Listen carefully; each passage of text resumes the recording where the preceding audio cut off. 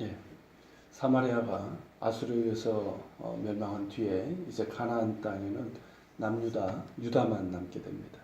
오늘 본문 18장서부터 이제 열왕기하 마지막까지는 홀로 남게 된 남왕국 유다가 바벨론에 의해서 멸망당하기까지의 그런 기록입니다.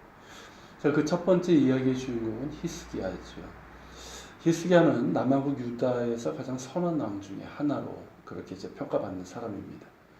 히스기야는 북왕국 이스라엘이 마지막 날들을 보내던 때, 그러니까 마지막 왕이었던 호세아 제3년에 왕위에 오르게 됩니다. 그때 그의 나이 25이었고 29년간 왕위에 있게 됩니다.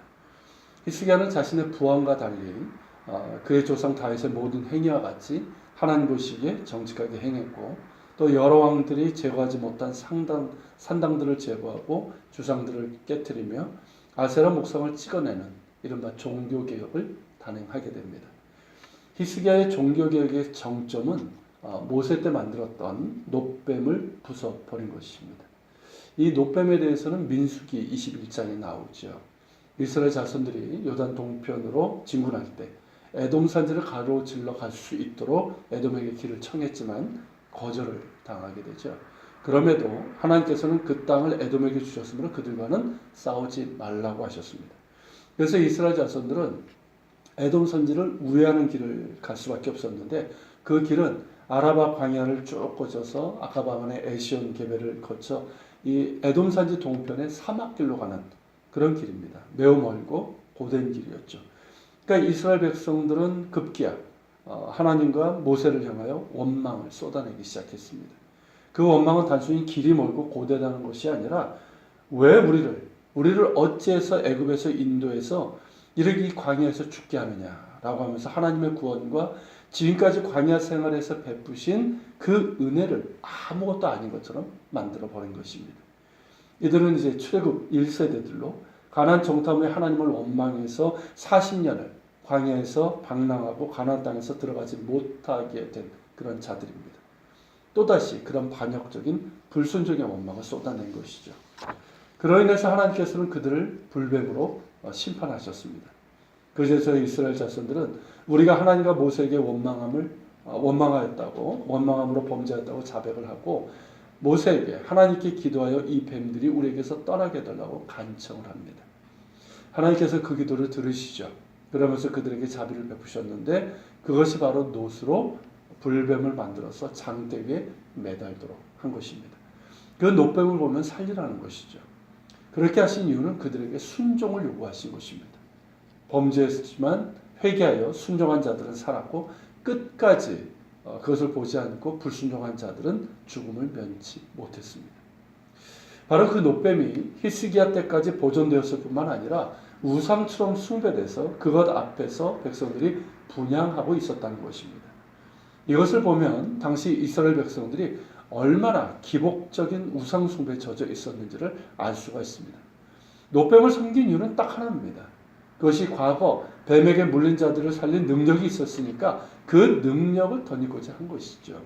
거기에는 살아계신 하나님께 대한 순결한 경외심도 없고 말씀에 대한 순종도 없습니다.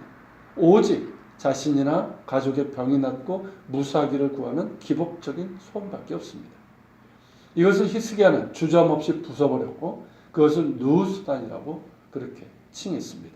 누수단, 놋덩어리라 뜻입니다. 모세 때 만들어진 놋뱀은 이스라엘의 전통적인 신앙의 유산으로 간주되어서 보관되었을 것입니다. 그러나 이스라엘 백성들이 가나안 우상들을 섬기면서 혼합 종교로 타락하게 되었고, 모세 때 놋뱀은 가나안 그 신들 중에, 우상 중에 풍요를 뜻하는 뱀신이 있습니다. 그 뱀신과 연결이 되어서 우상처럼 그렇게 숭배가 된 것이죠. 그것이 아무리 중요한 의미가 있다 할지라도 우상으로 숭배된다면 그것은 한낱 놋덩어리에 불과한 것이죠. 히스기야는 이제 한낱 놋덩어리에 불과한 놋뱀을 조금도 주저함 없이 부숴버렸습니다. 여러분, 본문에 나오지 않지만 역대하 30장에 보면 히스기야는 즉위 첫 해 예루살렘 성전을 보수하고요. 그 보수 작업이 다 끝난 다음에 대규모의 봉헌 제사를 드리면서 유월절을 지켰습니다.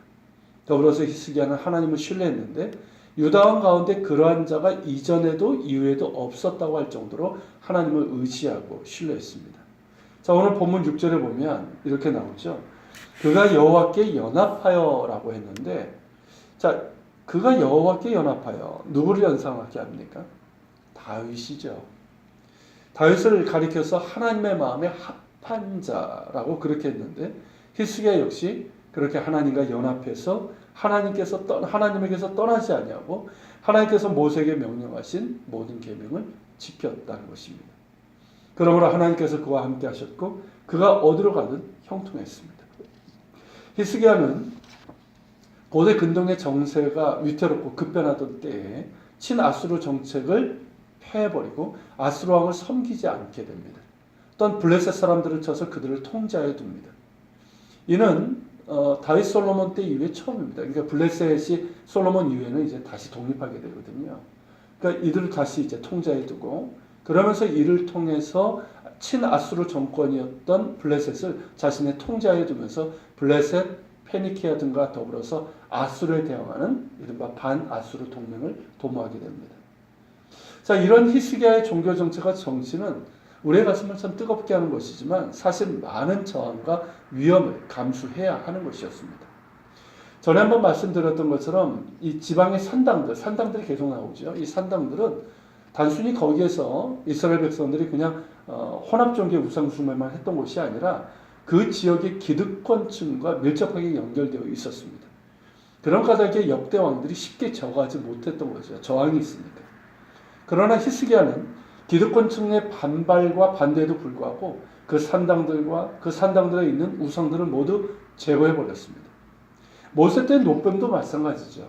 타락한 기득권층과 그것을 신주단지처럼 그렇게 모시는 우상 숭배자들의 거센 반발에 부딪혔을 것입니다. 모세 때의 것으로 매우 중요한 유산인데 절대 안 된다는 반대도 있었을 것입니다. 자, 아수르와의 관계를 끊어버린 것도 마찬가지였죠. 이미 부왕 때의 남한국 유다는 친아수르 정책을 폈었고요. 이미 왕실에는 친아수르파들이 득세하고 있었습니다. 지금 근동의 대세는 아수르에게 있기 때문에 당연한 것일지도 모릅니다. 이런 상황에서 친아수르 정책을 폐기하고 오히려 블레셋, 페니키아 등과 연합해서 반아수르 동맹을 맺었습니다. 반대도 반대거니와 그로 인한 아수르의 침공의 위험이 즉각적으로 다가올 수 있습니다. 실제로 그랬고요. 그러나 히스기야는 이 모든 반발과 위험을 무릅쓰고 과감하게 개혁을 합니다. 그에게 중요한 것은 기득권층이나 친아수르파와의 정치적인 야합이나 그것을 통해서 자신의 왕위를 보존하는 것이 아니었습니다. 그는 살아계신 하나님께 충실하기를 원했고 하나님께서 자신에게 맡겨주신 백성들을 돌보길 원했습니다. 백성들은 아수르의 과중한 조공으로 인해서 그 삶이 매우 고단하고 어려웠습니다. 엄청난 조공을 그들에게 요구를 했었거든요. 그리고 산당을 끼고 있는 기득권층들의 착취와 억압도 이루 말할 수가 없었습니다. 게다가 그에 붙인 아하스의 우상 숭배적인 정책으로 나라가 혼합종교적인 타락으로 극심했습니다. 히스기야는 오직 하나님과 그분의 백성을 생각했고 그런 까닭에 단호하게 개혁을 한 것이죠. 그에게 있어서 하나님은 유일한 경외의 대상이었고 또한 그와 그의 나라의 유일한 희망이었습니다. 그러한 믿음과 순종이 있었기 때문에 이러한 종교개혁을 이루어낼 수 있었던 것입니다. 이러한 히스기야의 종교개혁을 이렇게 보면서 오늘날 위기에 처한 한국교회를 생각하지 않을 수가 없습니다. 물론 모든 교회가 그런 것은 아닌다만 한국교회가 위기에 처한 것은 사실입니다. 세상의 빛과 소금이 아니라 오히려 세상으로부터 지탄을 받고 교회에 대한 신뢰도는 바닥을 만들고 있습니다. 분명 개혁이 필요합니다. 히스기야 때처럼 그리고 루터와 칼빈의 종교개혁 때처럼 개혁이 필요합니다. 그러기 위해서는 오직 주님만이 우리의 주인이며 경배의 대상이시고 오직 주님만이 우리의 희망이시라는 분명하고도 절박한 믿음과 순종이 있어야 합니다. 더불어서 모든 기득권을 내려놓아야 됩니다. 쉽게 말하면 내가 이룬 것이니까 내 것이고 내 것을 자식에게 물려준다는 것은 그 어떤 명분을 내세워도 탐욕이고 주님의 교회가 아니라 자신의 왕국을 이룬 것에 지나지 않습니다. 모든 기득권을 내려놓아야 합니다. 그것을 자기 희생이라고 한다면 그렇게 해야 합니다. 예수님께서 말씀하신 것처럼 누구든지 자기를 부인하고 자기 십자가를 지고 주님을 따르지 않는 자는 주님께 합당하지 않습니다. 진정한 개혁은 오직 주님께 대한 순결한 믿음과 주님만이 우리의 희망이라는 갈망에서 시작되고, 그런 까닭에 우리의 모든 기득권을 내려놓고 자기를 부인하는 순종을 통해서 가능합니다. 그러한 개혁이 한국교회에서 일어나고, 또 교회마다, 목회자마다, 장로 등 중직자들과 모든 성도들의 신앙과 삶에서 일어나기를 간절히 소망하며 기도합니다. 같이 기도합시다. 오늘 말씀을 기억하면서 기도합시다. 주님, 히스기야의 종교개혁을 우리가 봅니다. 그가 그런 많은 반대와 위험에도 불구하고 그런 종교개혁을 이루어낼 수 있었던 것은 오직 하나님만을 두려웠기 때문입니다. 하나님만을 경외했고 하나님만이 희망이라는 것을 알았고, 그리고 그 백성을 사랑했기에 이래할 수 있었습니다. 주님, 이런 히스기야의 믿음과 정신과 그런 행위를 우리가 본받게 하옵소서.